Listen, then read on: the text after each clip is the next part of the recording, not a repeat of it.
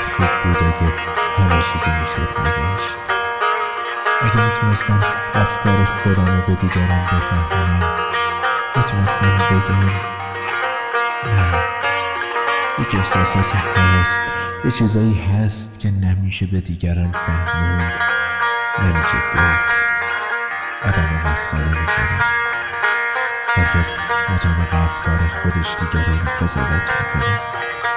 زبان آدمیزاد مثل خودش ناقصه و ناتوان.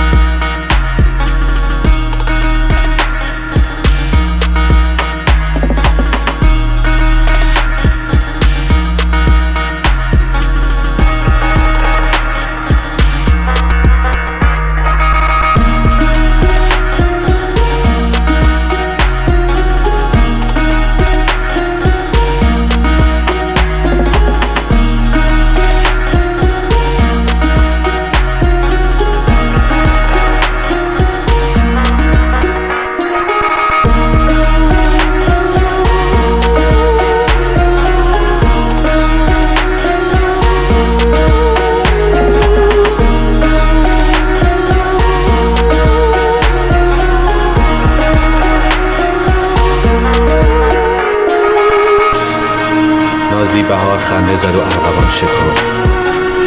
در خانه زیر پنجره گل داد یا سپید. دست از گمان بدار، با مرگ نسل پنجه میفکن. بودن به از نبود شدن، خاصه در بهار.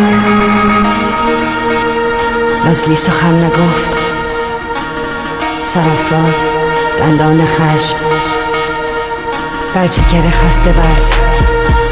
رفت. عشق یعنی حالتون باشه.